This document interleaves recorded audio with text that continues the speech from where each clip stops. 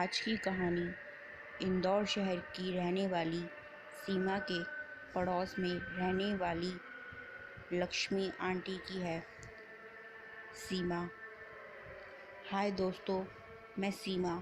आज की कहानी हमारे पड़ोस में रहने वाली लक्ष्मी आंटी की है। आज से 2 साल पहले की बात है। लक्ष्मी आंटी ने अपने बड़े बेटे की शादी के 1 हफ्ते बाद अपने घर में एक छोटा सा कीर्तन रखा, जिसमें उन्होंने सभी पड़ोस की औरतों को बुलाया था।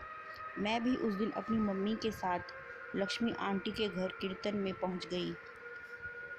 वहीं सबके आने के बाद सुबह 11 बजे कीर्तन शुरू हो गया।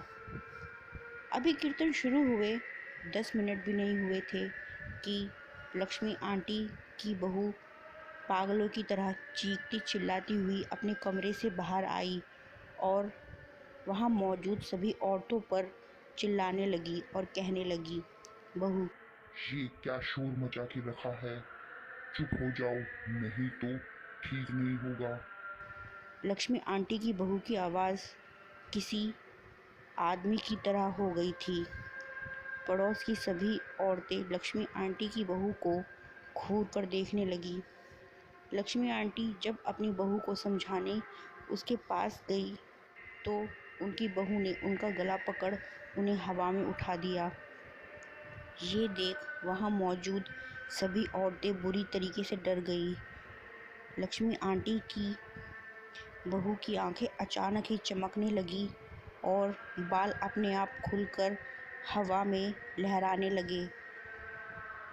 लक्ष्मी आंटी की बहू ने उन्हें दूर फेंक कर मारा और वहाँ मौजूद औरतों की तरफ बढ़ते हुए उन्हें धमकाते हुए कहने लगी, अगर अपनी जान प्यारी है तो अभी के अभी यहाँ से निकल जाओ।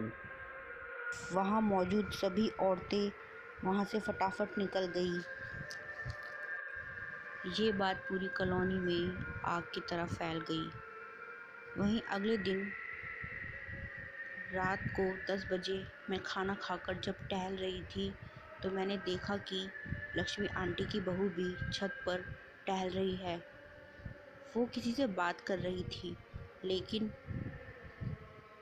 उसके अलावा वहाँ कोई और नहीं था। ये देख काफ़ी हैरानी हुई। अचानक ही लक्ष्मी आंटी की बहू की आंखें एक बार फिर चमकने लगी और वो हवा में उड़ने लगी। ये देखकर मैं काफ़ी डर गई और छत से वापस नीचे आ गई। वहीं 3-4 दिन बाद जब लक्ष्मी आंटी हमारे घर पर आई तो उन्होंने मम्मी को एक बहुत ही चौंका देने वाली बात बताई। उन्होंने बताया कि उनकी बहू के शरीर पर स्कूल टाइम से ही एक जिन ने कब्ज़ा करके रखा है। वो जिन उनकी बहू को अपनी बीवी मानता है। लक्ष्मी आंटी काफ़ी परेशान थी क्योंकि वो जिन उनको और उनकी बहू को बहुत परेशान कर रहा था। उन्होंने बहुत से पंडित, तांत्रिक और मौलवियों को अपनी बहू को दिखाया, लेकिन कोई भी उस जिन को उनकी बहू के शरीर से नहीं निकाल पाया। वहीं एक दिन लक्ष्मी आंटी और उनके परिवार को मेहंदीपुर बालाजी के बारे में पता चला। उन्होंने फैसला किया कि वो अगले दिन ही अपनी बहू को मेहंदीपुर बालाजी लेके जाएंगे। वहीं उसी रात उनकी बहू रहस्यमयी तरीके से कहीं गायब हो गई। आज तक उनकी बहू का कुछ भी अता पता नहीं चला है। बहुत से लोगों का कहना है कि वो जिन लक्ष्मी आंटी की बहू को अपनी दुनिया में लेकर चला गया। अगर आप मेरे चैनल पर नए हो तो सबसे पहले कीजिए चैनल को सब्सक्राइब और उसके बाद कीजिए वीडियो को लाइक। Thank you.